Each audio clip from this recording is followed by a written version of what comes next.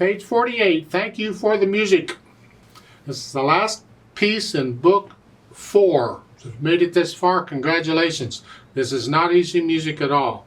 This is the advanced intermediate level music. You are really getting up there. You're at the point where you're ready, if you haven't yet, to do some of the easier Beethoven sonatas and those things. Yeah, go for it. You're there. I mean, once you reach this level, there's all kinds of piano music available to you. Depends on what kind of music you enjoy playing. So let's talk about this. Common timer, 4/4 time, 1 sharp in the key signature. We are in the key of G major. Make sure you can do the G major scale at least 2 octaves up and down. And while you're at it, go ahead and do the E minor scale. It's the relative minor. 2 octaves up and down. And while you're at it, go ahead and do the arpeggio for each of those. The G major and E minor arpeggio. Do the tremolo. It's really what we're after here on the arpeggio, because it works that spreading the fingers out into the hands, so you get the feeling of that. A lot of times when you're playing these pieces, you got to spread the fingers out, and it all works together. It all helps. Right hand first. Let's just check the notes and the fingering and all this. Again, this is not piano music. However, let's do this. Right hand. Now, starting with 1 and 5. The reason is because we're going to go down chromatically. We'll want to connect the notes. And this is how we do it. Very common, so I recommend it. I do. It's 1 and 5. They have to give a B natural there because that flat from above, before applied for the rest of the measure. So a natural, or it would be a flat, rest and come down. Again, we got 2 voices. Hold the half note down.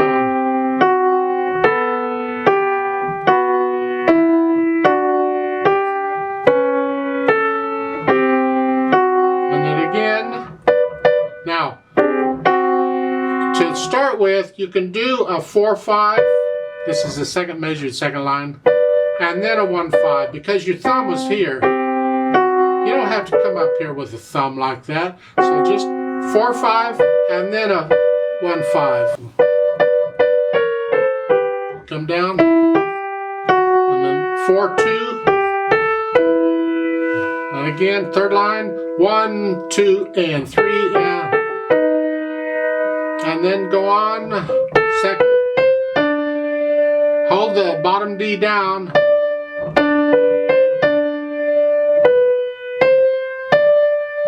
Hold these. Yeah, that's an inner voice. Hold it down.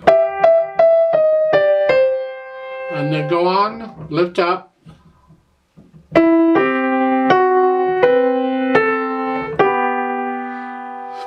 And then the last 2 measures. The beat 1 is there. Beat 3 is the E. And then beat 1 of the next measure is B. So it's 1, 2, 3, 4, 1. Then we just got to stick the 1 E and a 2 E end. 1 E and a 2 E and a 3 and a 4 E and a 1. Or just think 1 and 2, 1 and 2 and 3 and 4 and 1 and rest and. And I do a 2. It's an F sharp, an A, a B, and a D. You can finger it there, but you got your hand up here. I like to stay out here. The actual chord is this, because you can do that, but that's fine. So the last 3 measures there at the bottom is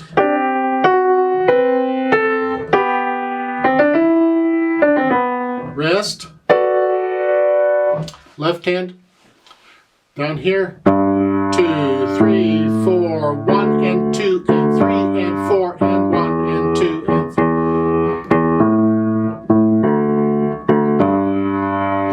Lift up, 2, 3. I like that. This is the last measure, second line. 1 and 2 and 3 and 4. You're saying 2, 5, and that's fine because you got an A coming up. And 3. No. This is the last measured third line here. Use 4th finger, not 3rd. So, because you got to come up to here.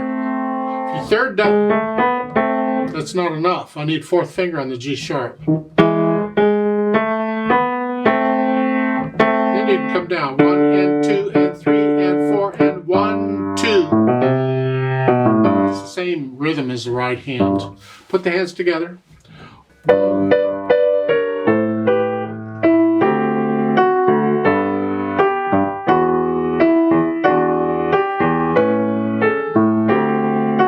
I don't really want to have to go through and play it all for you. You work it out, the hands together. There at the end, if you're curious about the last 3 measures or so, it's here. 2.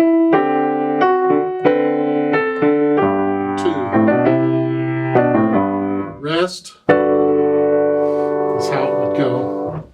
Put in the slurring in the right hand. The left hand, play it all connected as you can. You can't because of the repeated notes, but play it as connected as you can.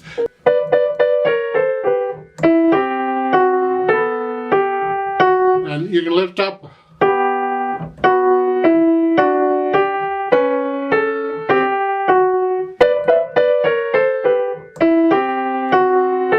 So put in the phrasing in the right hand as best you can.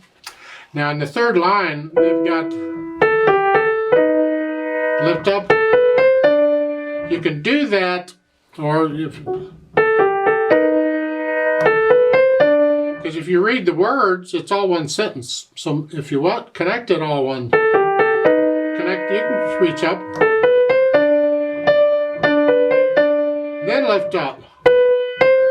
Because now it's a new sentence. Or if you prefer, go ahead and lift up between the slurs in the third line like it's marked. Lift.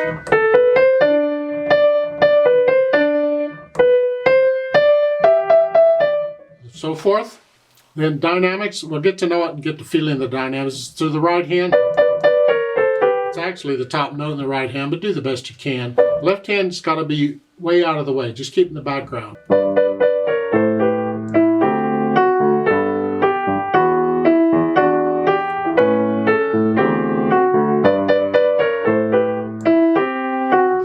So put in the dynamics. You're starting out moderately loud.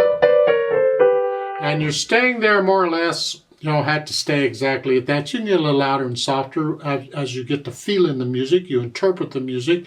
And that's where you get louder and softer as you feel it. The third line down, second measure, there's a crescendo. So you're going to go up to, I would suggest you come down to moderately soft and go back up to moderately loud.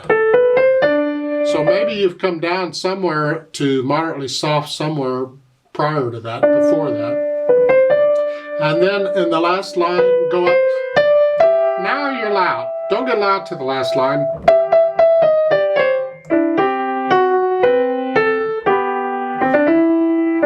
And at the last 2 measures, I want to hear the G. And then the chord is everything's the same. And I would come off the chord, maybe moderately loud a little bit, moderately soft on the chord. That, again, is interpretation. There's nothing to tell me anything. It just says loud. To me, and they've even accented the half note. It tells me they want it very loud. Well, experiment with it, because it's an arrangement. You can rearrange it after you've learned it the way it's written, but experiment on how loud you want that last chord to be. And don't be afraid to soften it if you feel that's the way it should be, if you like it. Speed-wise,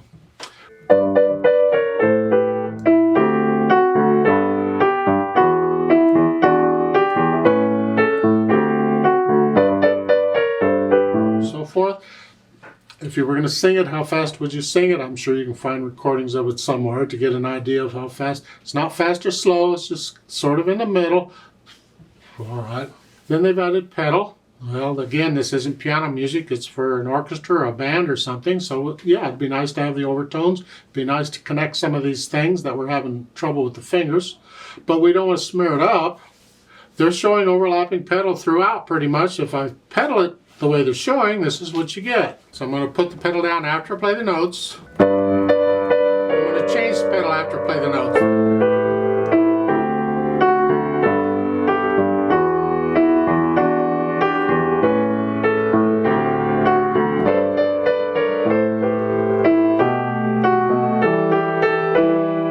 So forth. If you like that and it's fine with you, go with it. Keeps it simple. Otherwise, you can pedal it a little more, maybe with the phrasing, or don't let things get too smeary. So I lifted it with the right hand there so I can hear the rest.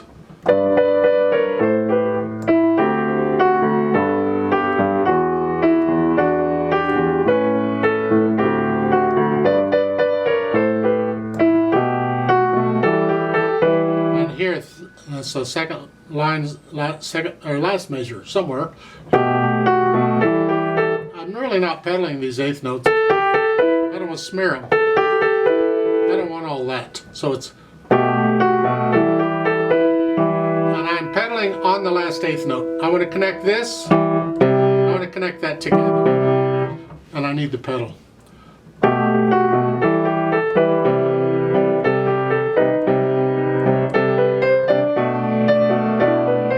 So forth. You experiment. I'm overcomplicating the pedal. I'm pushing it down and changing it.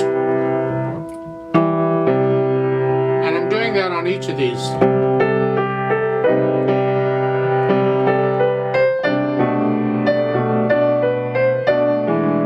And then at the end of the third line, I want to hear silence in both hands.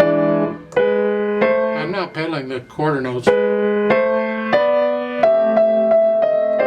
So but I need to pedal these. I want to connect them. I got to pedal.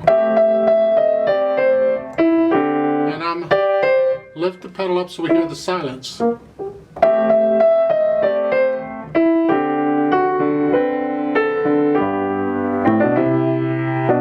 don't pedal that measure. I want it clean. And then, and you can leave the pedal down for the whole last measure if you want. Just leave it all down. It's the same harmony. We don't have to have a... If you want that one beat rest, then you got to lift the pedal up for it. Rest. Otherwise, just leave the pedal down. Maybe one time you play it one way and another time you play it. You experiment. Get to know the piece rather well. Where you're not thinking too much about mechanics. You're listening to the sound and the effect the pedal is having on the sound. Experiment with it.